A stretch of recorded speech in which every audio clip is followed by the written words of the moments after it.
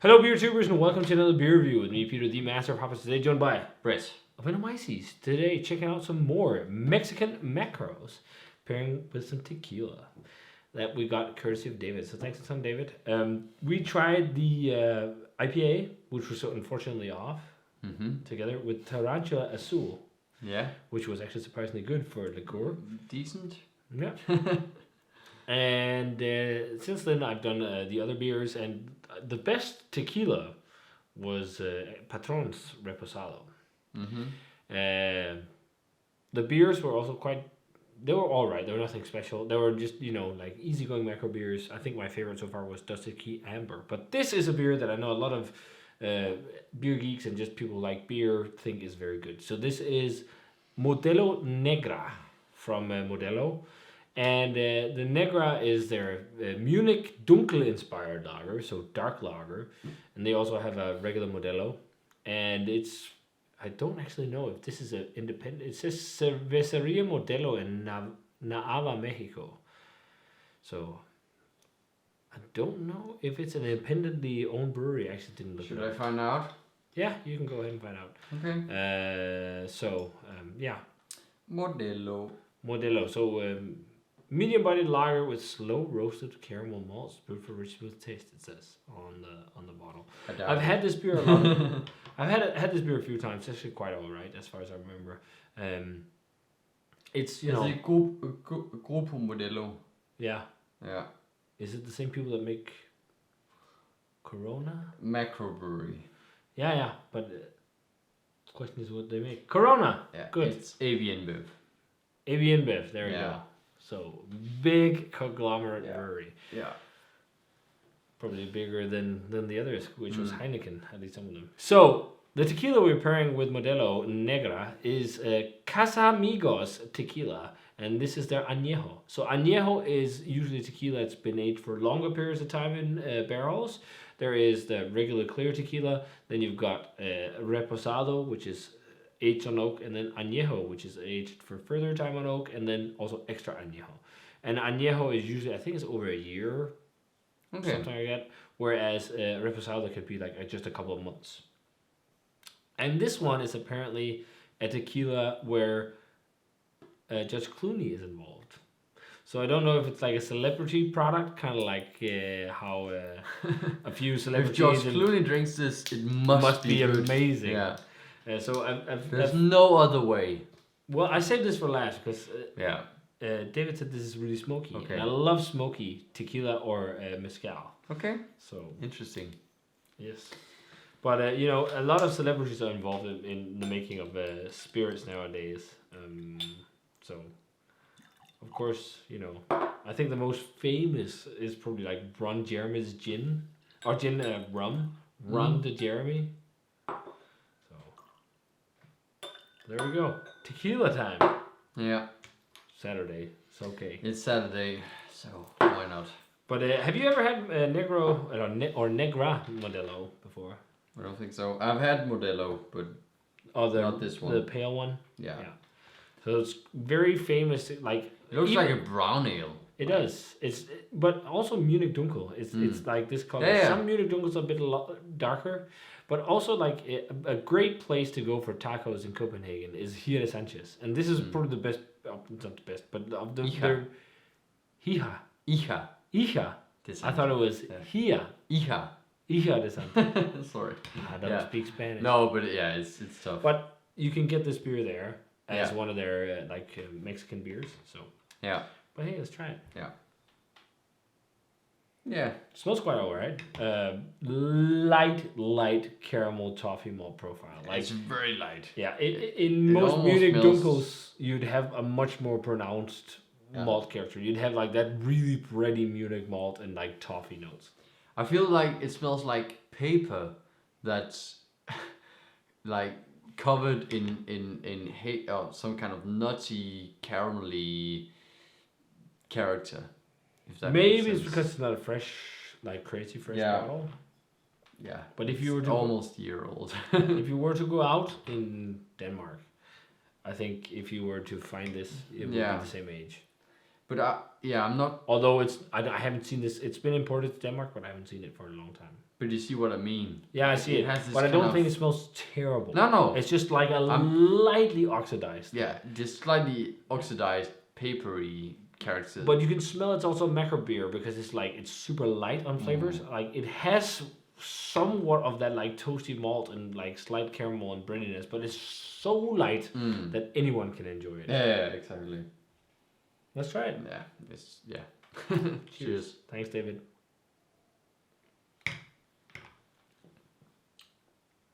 Yeah. It's actually not half bad. There's a touch of caramel, but it's a light touch of like a hazelnutty thing. Yeah, but actually. Yeah, but it's the same. Like I think what I got in the aroma is the same as in the flavor. It's light, clean, but it's lightly papery. Yeah, but it's like a slightly papery hazelnut caramel. I'm just trying to find the ABV. It was. No. Yeah. 5.4%. Actually, just as strong as most Munich Dunkels, but it's like. I feel like it's pretty watery too. Yeah, but it's clean. It's really dry. But the thing is like, so the biggest comparison to this locally is Klosterboy at Zaragoza, and I think that's definitely better than this. Like, it's not my preferred beer or my preferred beer style at all. No. But that has a much more robust caramel malt and like bready profile. This kind of just tastes like a macro interpretation of that. But that being said, for a macro, I think it's pretty decent. Like, it's okay. It's definitely got more malt character than both the one we did in the blind tasting and also the last one I did, which was Das Key Amber. And I think it was a bit too generous with the grade on that. I just think it's crazy how dark it is compared to how little flavor it holds. But I think that's part of the idea. A lot of macro beers are supposed to be like really easy drinkable and really easy going. Like you can't have it's just big so flavors. Fucking bland. But with really good tacos that were quite spicy, Yeah, it's I think it's good because you have some sweetness to counteract some of the spice. Yeah. But should we try and see how the tequila does? Yeah. Let's. So you can see that this has been aged because it's got a slightly golden color. So it's darker. And I can smell it from here. It almost has this kind of vanilla thing to it. Let's check it out. Yeah. See it now? Ooh, yeah. So it's funny. Yeah, it has a touch of charry. Like, it's not really that smoky. So I'll bring that up maybe after, just quickly to show you guys. But I have a bottle of mezcal I got from my sister and my brother-in-law who went to Mexico for holidays. And actually for my birthday I wished for a bottle of mezcal because I thought it was really interesting with the smokiness and smoky mezcal. And they were in Mexico at some place and they were like talking with them about mezcal and about what to get. So they got this bottle to bring home, and it is like almost like you crossed this with like peated whiskey. Like it's so smoky. This has a more of a charry edge, but it smells really good. It smells really smooth. It smells really clean. It doesn't smell like crazy boozy. Like no, but it's pretty.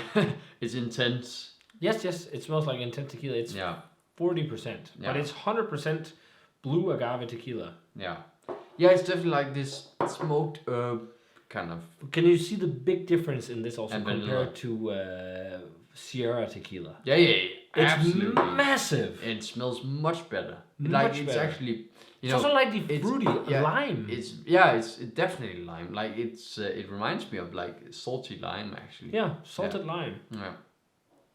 And this one has this slightly oceanic vibe. Yeah. Too. Definitely like salted, almost like seawater and lime kind of thing. And we don't shoot this; we sip on it. Okay. So it's not like the Azul. Cheers. Blood.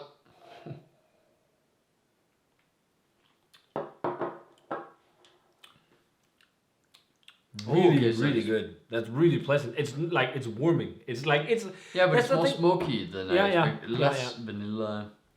What's so interesting with these tequilas, having these well-made tequilas compared to what we're used to, it's just like you can sip on this like you can sip on whiskey. Mm. It's just like, oh! No, it's like, oh, I'm going to die like now. when you were a teenager and you went out, it's like, okay, well, let's go for some tequila. So it's like, like you needed the salt and lime. But this is like, you can actually sit and savor it. But like the thing was, that when you were a teenager, you also just drank the whole thing in one, chug. And that also kills you. But you also drank shitty tequila. Yeah, but the tequila was also bad. So yeah, apparently that's kind of tequila you call mixto. But I will actually say, like, so this has a much more intense flavor profile than the Reposado from Patron. Mm. But Patron Reposado, was much more balanced in terms of drinkability. It was around the same ABV.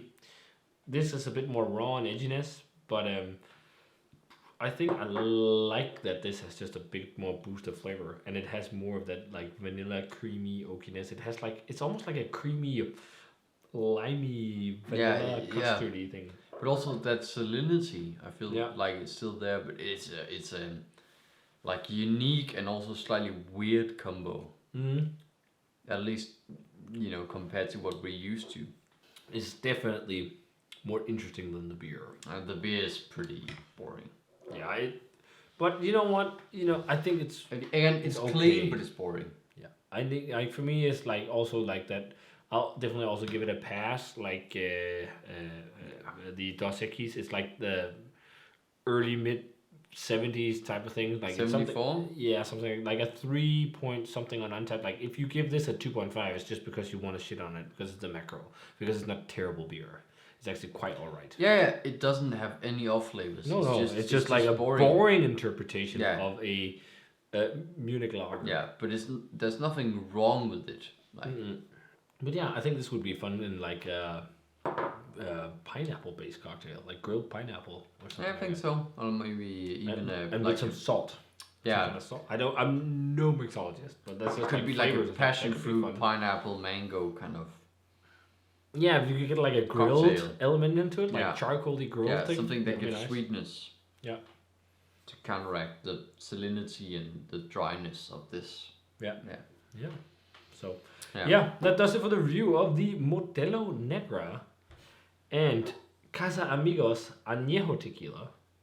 The final beers from David and tequila. So thanks a ton for this awesome set of Mexican macros and tequilas. It was really fun. It was quite different videos to do, both because we never drink tequila and it's not often we see macro beers from Mexico. No. Have you ever seen Tecate? Have you ever seen Dos Equis? No, we've never seen any of these in Europe. Well, Modelo. I think that's the only one. And of course, sometimes. And of course, Corona. Yeah. Same company. But yeah, fun stuff. So if you guys had a chance to try either of these, let us know what you thought of them. As always, remember to comment, subscribe, check the Facebook fan page and Twitter and Instagram. Give this video a thumbs up if you enjoyed it and ring the bell for future notifications about videos. And we're going to say cheers. Yes, cheers. And see you guys in another beer review.